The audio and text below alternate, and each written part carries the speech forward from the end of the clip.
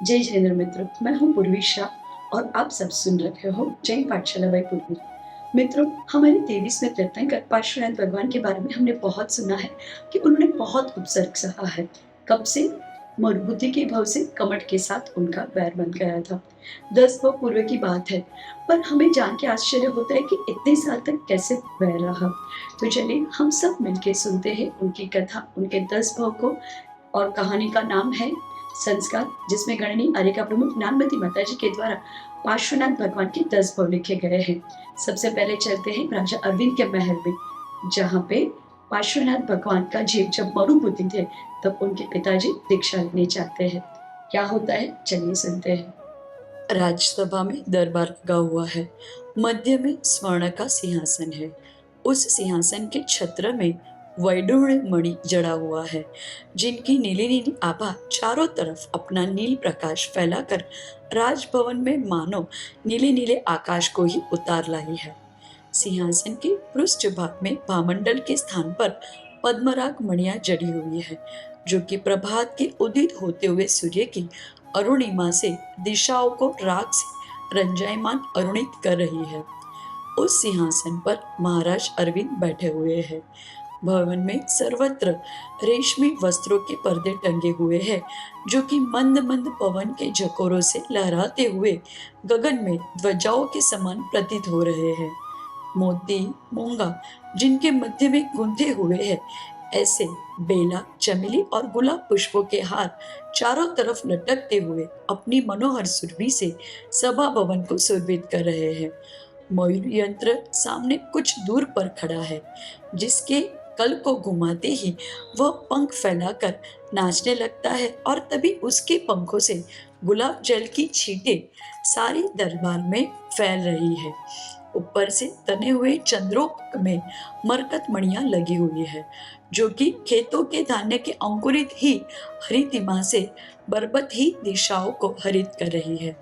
अतिशय कुशल प्रौढ़ मंत्री महोदय गंभीर मुद्रा को लिए हुए आज महाराज अरविंद के निकट आए हैं। महाराज मधुर मुस्कान से उनकी ओर देखते हुए यथोचित आसन पर बैठने का संकेत करते हैं। मंत्री महोदय हाथ जोड़कर विनय वृत्ति को साकार करते हुए पुनः अपने आसन पर बैठ जाते हैं। कहिए मंत्रीवर, सर्वत्र राज्य में कुशल तो है ना? राजा के पूछने पर मंत्री ने उत्तर दिया, हाँ महाराज, आपके प्रसाद से सर्वत्र कुशल मंगल है। सचमुच मैं इस समय पोदनपुर आपके प्रसाद को प्राप्त कर साक्षात भगवान बाहुबली के राज्य सुख का स्मरण किया करता है।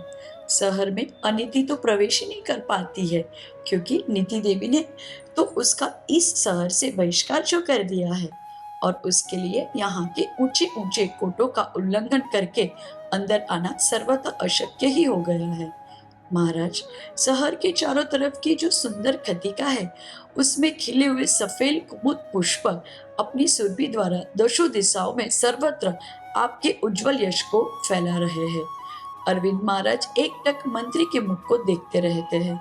मंत्री जी कुछ क्षण सोचते हुए पुनः बोलते हैं, महाराज, मैं आपसे सदा के लिए विदाई लेने आया हूँ। अरविंद महाराज एकदम आश्चर्यचकित हो जाते हैं।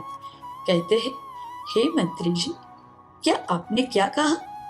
क्या मुझसे कोई नाराजगी कोई हो गई है क्या? मंत्रीवर कहते हैं, नहीं नहीं महाराज, आप अन्यथा ना सोचें। प्रभु, आपके पिता और पितामह आदि बुजुर्गों ने तथा मेरे माता पिता पितामह आदि बुजुर्गों ने जिस आश्रय को अंत में स्वीकार किया है और जो कि सनातन परंपरा रही है, उसी के अनुसार मैं भी अब आपके इस विशाल प्रेम को और गुरुवास के कारावास को छोड़कर शाश्वत सुख की खोज में उस संन्यस्त आश्रम से ही प्रेम करना चाह रहा हूँ। महाराज, आप प्रसन्न होइए और मुझे अब शीघ्र ही आज्ञा प्रदान कीजिए। महाराज कुछ क्षण के लिए स्तब्ध हो गए। आकस्मिक आखिर ये क्या घटना हो गई? क्या सचमुच में ब्राह्मण विश्वभूति अपनी अनुंदरी भार्या को, अपने कमठ और मरुपति इन युगल पुत्र को छोड़कर वन में चले जाएंगे? क्या हमारे इस असीम प्रेम को ठुकरा देंगे? हो सकता है कोई बड़ी बात नहीं है। जब मनुष्य को वैराग्य हो जाता है, तब उसे यह सारा विश्व का सौंदर्य ओस बिंदु के समान चंचल दिखाई देने लगता है। ऐसा मैंने शास्त्र में पढ़ा है और सुना भी है। तो क्या ये मंत्री जी उसी वैराग्य को प्राप्त कर चुके हैं? ऐसा अनंत द्वंद महाराज के मन में चल ही रहा था कि बीच में ही मंत्री जी महाराज के हृदय के मुंह को समझ गए और बोले, महाराज, इस संसार में इस जीव का किसके साथ संबंध नहीं हुआ है, और यह जीव भला किसके स्नेह पास में नहीं बन चुका है, भला किसके साथ इसका प्रणय बंधन नहीं हुआ है, जबकि अनंत संसार में अनंत काल से यह जीव घूम रहा है। आज आप मेरे स्वामी हो, पता नहीं अतीत में अनंत भवों में मैंने किस किस को अपना स्वामी नहीं बनाया है, अथवा मैं स्वयं भी किस किस का स्वामी नहीं हुआ हूँ। क्या पता मैं कितनी बार कीट पतंग आदि क्षुद्र योनियों में भी गया हूँ। क्या पता कि मैं पृथ्वी जल अग्नि वायु और वनस्पति आदि स्थावर कायिक जीवों में भी जन्म लेकर मरा हूँ। क्या पता मैंने कितनी बार आपसे भी अधिक वैभवशाली महाराज राज्य वैभव किया हो।